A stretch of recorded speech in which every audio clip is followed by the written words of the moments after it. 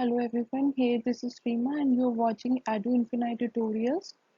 In today's session, we will be discussing optimum currency area, and it is one of the most important part of international financial market. So let's get started. Here we will understand the three main topics of optimum currency area, that is theory, criteria, and its benefits and cost. Firstly, we will understand the optimum currency area. In economics, an optimum currency area, also known as optimal currency region, is a geographical region in which it would maximize economic efficiency to have the entire region share a single currency.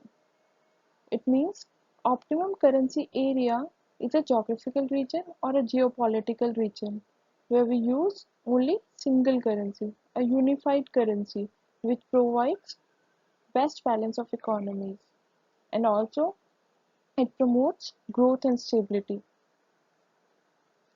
Next, in theory, an optimal currency area could be smaller than a country. Yes, it is not necessary that we have to allocate a country for optimal currency area. We can even use a smaller region as well. Some economists have argued that the United States, for example, has some regions that do not fit into an optimal currency area with the rest of the country. Even some economists have argued about the same, that there are some regions in United States, some countries which are actually not fit into the optimal currency area. If we compare with the other countries, other optimal currency regions. Next, the theory of optimal currency area was pioneered in the 1960s by the economist Robert Mundell. Credit often goes to Mundell as the originator of the idea, but others point to earlier work done in the area by Abba Lerner Kenner 1969 and McKinnon 1963 were further developers of this idea. Who has developed the optimum currency area? It was developed by the Robert Mundell in 1960. He is the originator of this idea. But further work has been done by the Kenner and McKinnon in 1963 and 1969. Further, we'll see the criteria of optimum currency area. The very first is openness. There is openness in optimum currency area because there is high volume of trade, which will definitely lead to high gains due to the adoption of optimum currency area. Next, we have diverse production. Wide range of products and similar production structure is available. Diverse production with economies, limited specialization is there, and division of labor is also available, which will definitely reduce asymmetrical economic shocks.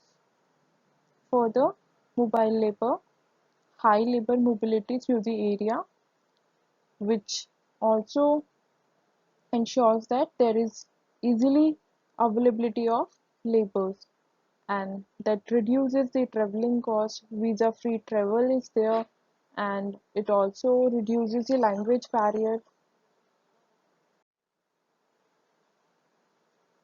Last, homogeneity of preferences. This is also very important in optimum currency area because homogeneous policy preferences across countries are very important, as it ensures monetary policy, to some extent fiscal policy in the form of transfers. Lastly, we will discuss the benefits and cost of optimum currency area. Firstly, we will discuss the benefits. The very first is reduces transaction cost because they are using single currency. In optimum currency area, we are using single currency, and the formation of currency area eliminates the risk that often results from flexible or continuously changing exchange rates. Secondly, we have bargaining power. The optimum currency area promotes specialization in production and expanded flow of trade and investment among the member countries. So there is a lot of bargaining power in our hands. Next, we have more intra-trade. The whole region or area having a common currency or fixed exchange rate is treated as a single large market. Next, economies of scale. The formation of economies of scale is generally happen due to optimum currency union, which actually ensures that the benefits accruing from the economies of scale. As single universal currency will promote best balance of economies of scale. Next, we have removal of foreign exchange risk. The stability of exchange rate leads to greater stability in prices in the member countries. So there is less foreign exchange risk. There is removal of foreign exchange risk. Further, we have fixed exchange risk.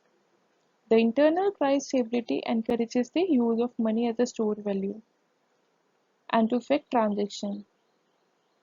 There is no barter system, there is no barter deals. Under inflationary conditions get discouraged. Since there is no barter exchanges, therefore there is less inflationary conditions and therefore fixed exchange risk. There is not much risk into the optimum currency area. Next we have fixed exchange rate. The formation of optimum currency area saves the cost of official intervention in foreign exchange market. As there is single currency, there is no intervention of government or any other market forces which will lead to fixed exchange rate, cost of exchanging one currency into another and cost of hedging. Last, we'll discuss the cost of optimum currency area. Since we are using single currency, so there is unitary monetary policy. Next, constraints on a national fiscal policy. Because it also promotes transfers. We are using fiscal policy in the form of transfers. So there is validation of fiscal policy and so therefore constraints on national fiscal policy too. Thanks for watching.